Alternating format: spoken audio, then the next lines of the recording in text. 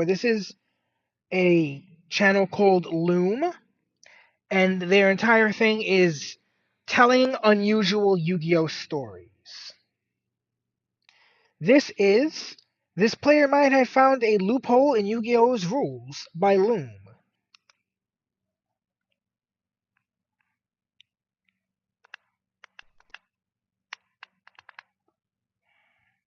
The year was 2011.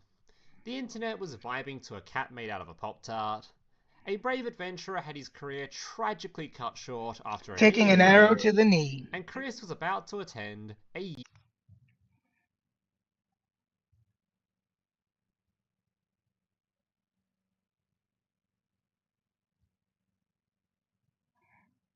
and Chris Clippy!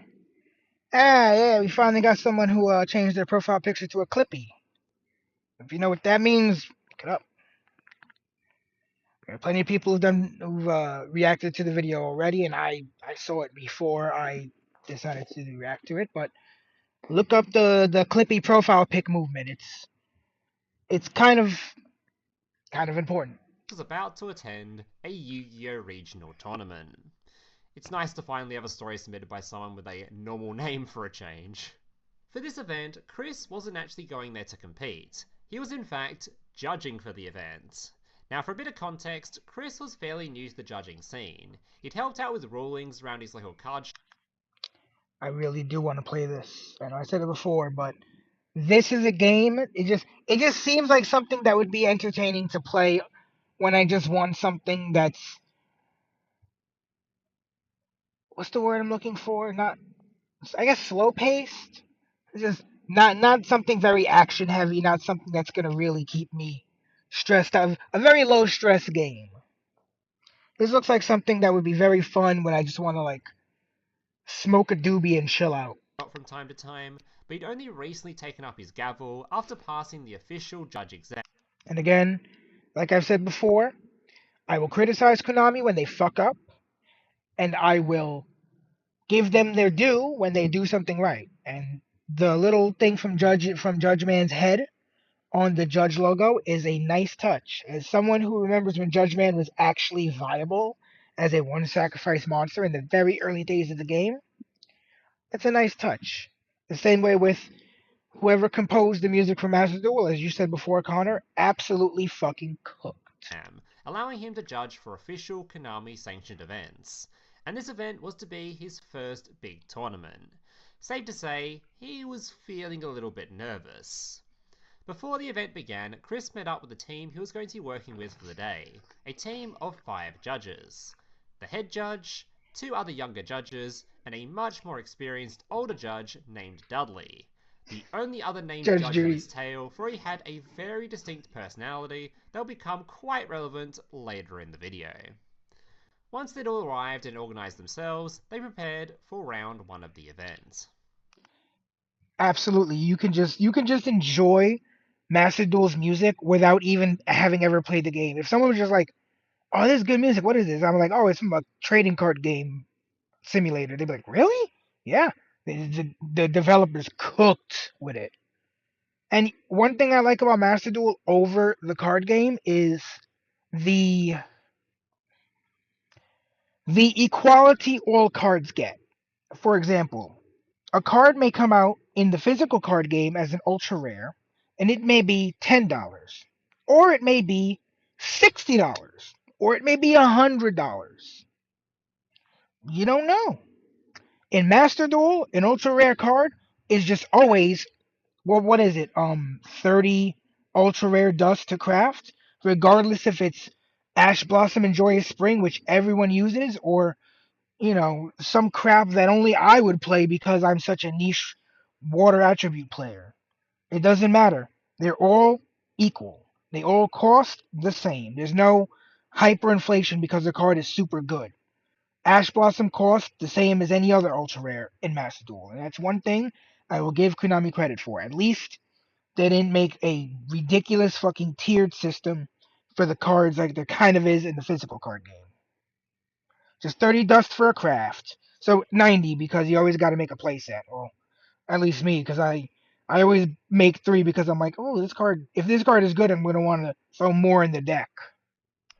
Round 1 began, but less than 10 minutes after the timer had started, Chris had already received a very audible "Judge!" fired in his direction, coming from one of Judge. the tables close to where he was stationed. Feeling a little bit anxious being his first ever regional judge call, Chris gassed himself up a little before approaching the table.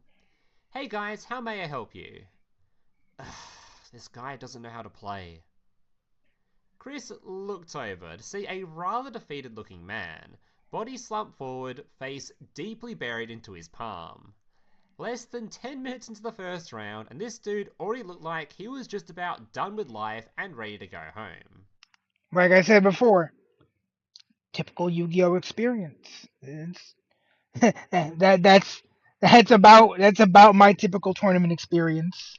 Curious as to what led to this man's severe depression, Chris's Again, he's a Yu-Gi-Oh player, and that alone is enough to get you hit with some severe depression. eyes wandered on over to the field. In front of our gloomy friend was a singular psychic commander and two set face downs. Across from him, two Dark World monsters, Grapha and Silver.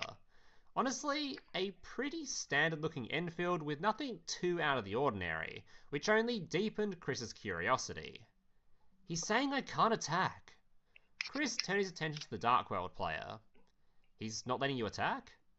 "Yeah, he won't let me attack my Silver." "Oh, you can't attack with Silver?" "Well, I can't really see anything stopping you from attacking." "No, not attack with Silver. Attack my Silver with Grapha." You mean like friendly fire? You you you you you you, you can't do that in Yu-Gi-Oh. You can't attack your own monsters.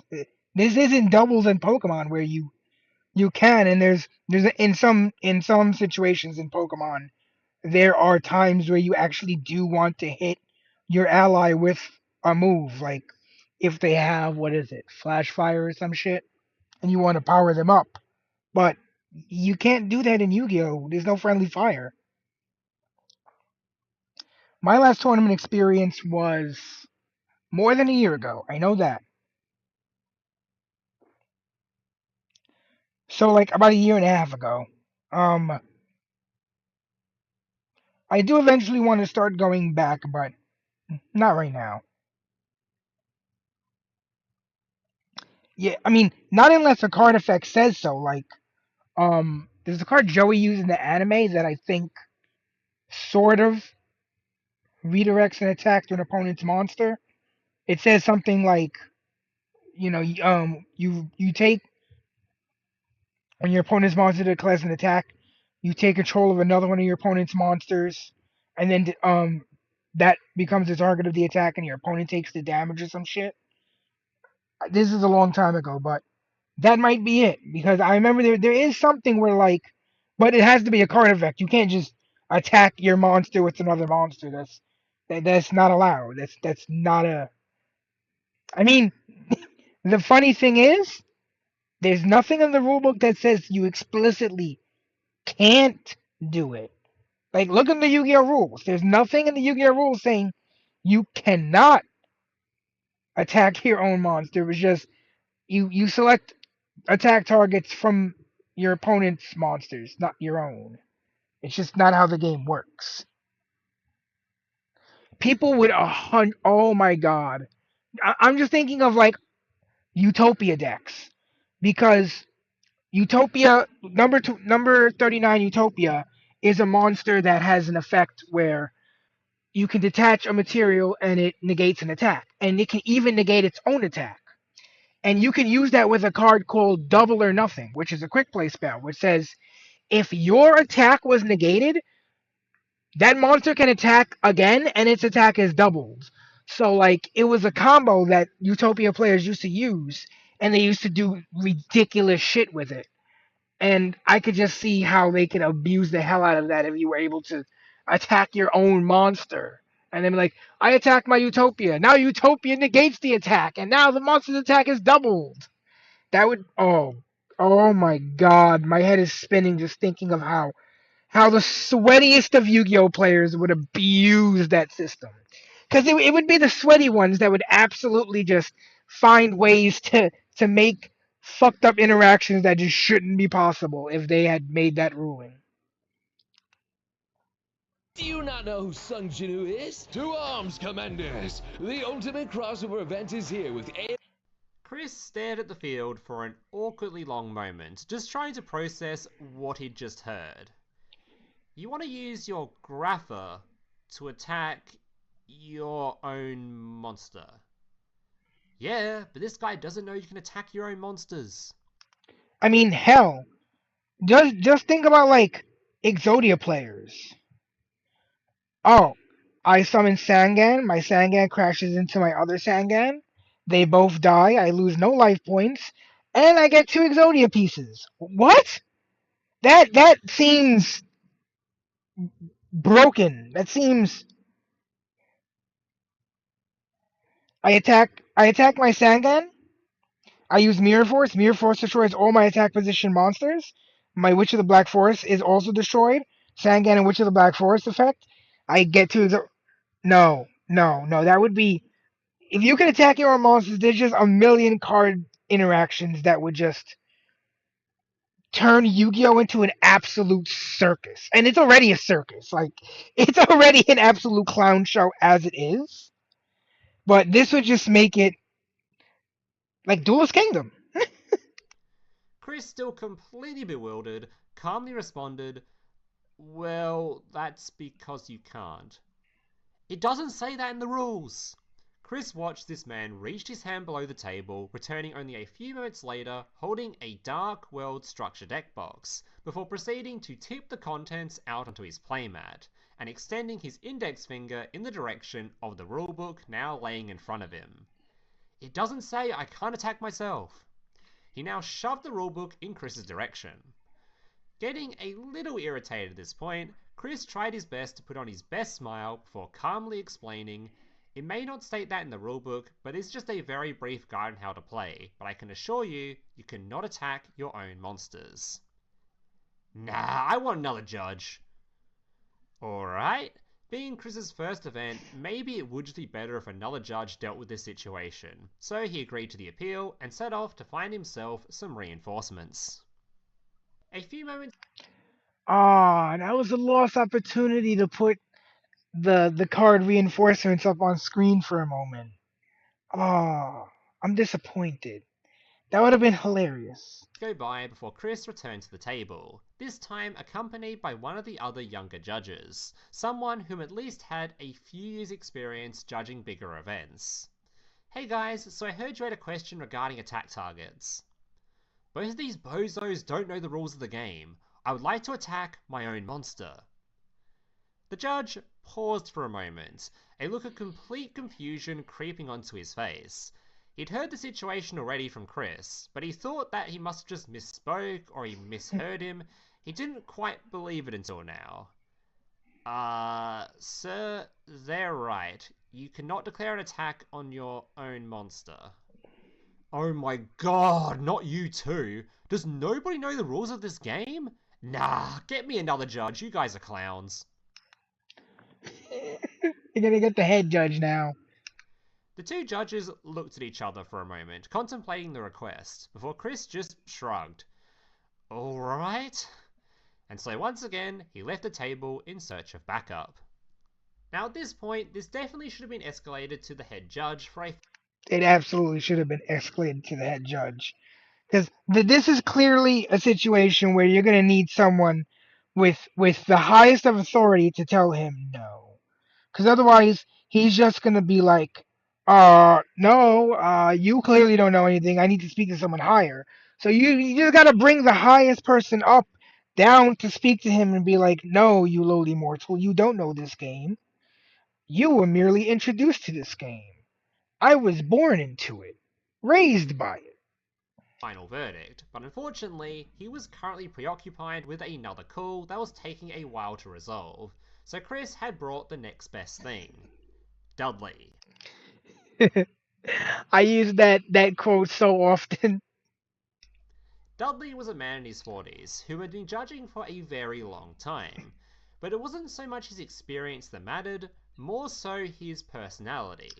He was a very stern man who did not have time or effort to listen to anyone's bullshit for long.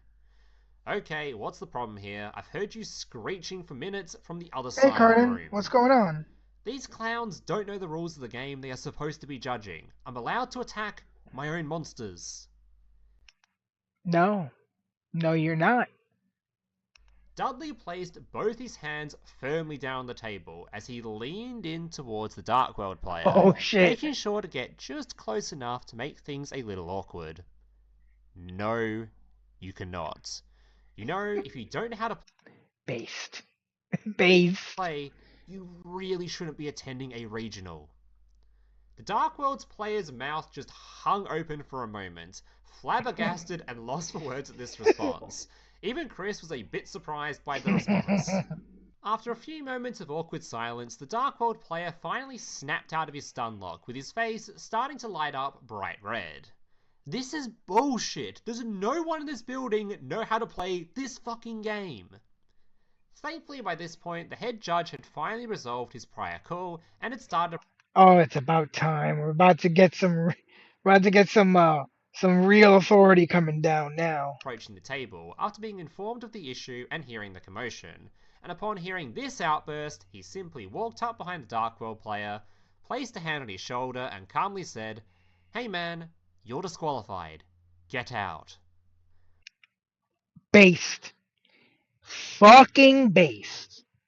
Absolutely fucking based.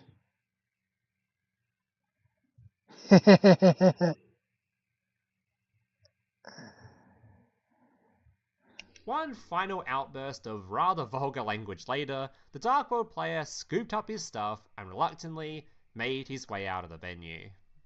And so that's going to do it for today's tale.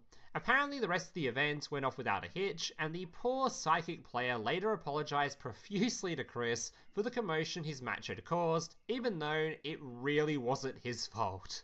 Like my Thank you new so scoop much, phase Chris, for emote. submitting your story in the comment section of one of my previous story videos. Now, for those of you new around here, I cover a whole bunch of stories on this channel, and I'm always on the lookout for more stories for this series. So if you too have a story from your time playing or watching Yu-Gi-Oh!, or maybe you've heard of a really cool tale they'll make for a great video and would like to have it recreated in this series, feel free to write it out in the comments below. Just make sure to leave enough context and detail so I can turn it into a full video, or at least let me know where I can find the context and detail. If you enjoyed this video, make sure to leave a like and subscribe to the channel. And if you're interested in seeing more stories just like this one, I've created a full playlist of this series, which I'll leave a link to at the top of the description, or you can click that little card on screen now. Thank you guys for watching, and I hope to see you in the next one. Laters.